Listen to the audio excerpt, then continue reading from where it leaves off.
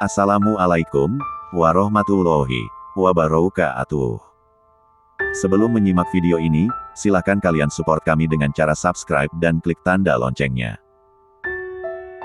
Pada kesempatan kali ini, Bang Patih ingin sekali mengulik sebuah bangunan yang sudah berumur ratusan tahun, saksi bisu jalur kereta api Purwodadi ke Blora.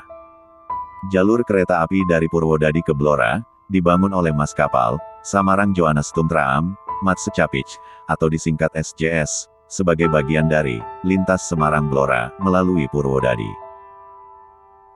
Jalur ini juga tersambung dengan jalur milik NIS, Gundi, Gambringan, Surabaya, setelah SJS mengakuisisi jalur Gundi, Purwodadi milik PGSM. Pembangunan jalur ini dimulai setelah izin konsensinya terbit pada tahun 1887. Jalur dari Purwodadi ke Wirosari diselesaikan pada tahun 1889. Dari Wirosari ke Kunduran diselesaikan pada tahun 1893. Dan dari Kunduran ke Blora diselesaikan pada tahun 1894. Jalur ini kebanyakan berada di tepi jalan raya, atau dalam bahasa Belanda disebut tram, dan difungsikan untuk melayani angkutan barang, hasil bumi, kayu, kapuk, gula, dan angkutan orang. Jalur ini masih tetap beroperasi setelah masa kemerdekaan, sampai pada akhirnya ditutup pada masa PJKA tahun 1987. Dikarenakan okupansi terus berkurang, prasarana dan sarana yang tidak terawat dengan baik, serta persaingan antar moda transportasi. Di antara segmen Purwodadi ke Blora, selain terdapat pemberhentian kecil, yang sekarang sudah tidak ada lagi, terdapat beberapa stasiun atau halte besar, di antaranya Purwodadi, Wirosari, Kunduran, Ngawen, dan stasiun Blora, sebagai stasiun transit ke Cepu dan ke Rembang. Stasiun-stasiun tersebut, yang sampai sekarang masih utuh, walaupun penggunaannya sudah berubah. Bangunan stasiun yang tersisa, Wirosari, Ngawen, Kunduran, sekarang juga bukan merupakan bangunan asli stasiun pada masa SJS, melainkan hasil renovasi DKAP-NKA, mengingat bangunan asli stasiun-stasiun tersebut mengalami kerusakan, dan mungkin pembakaran, pada masa Perang Kemerdekaan. Selain itu, masih banyak juga bangunan bekas jembatan yang masih tampak kokoh hingga sekarang.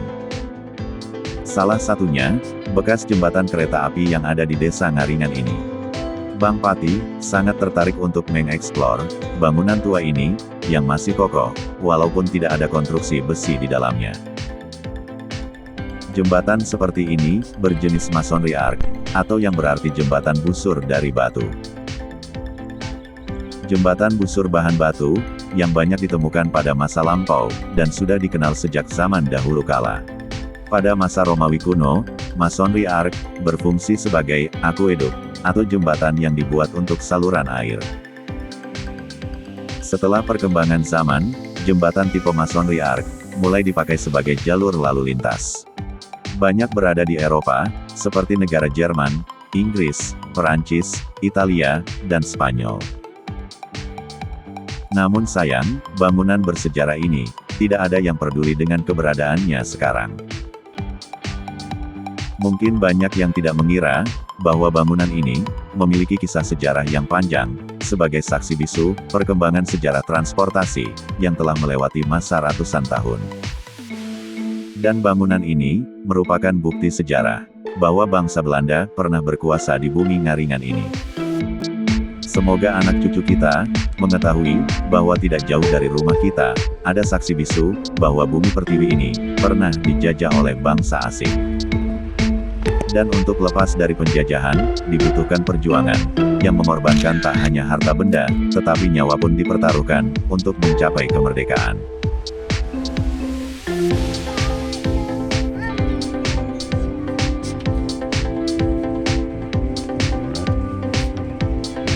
Semoga patriotisme dan rasa cinta tanah air selalu tertanam di dada anak cucu kita, dan tak pernah lupa untuk mengenang jasa-jasa para pahlawan yang telah berjuang untuk merebut kemerdekaan Indonesia.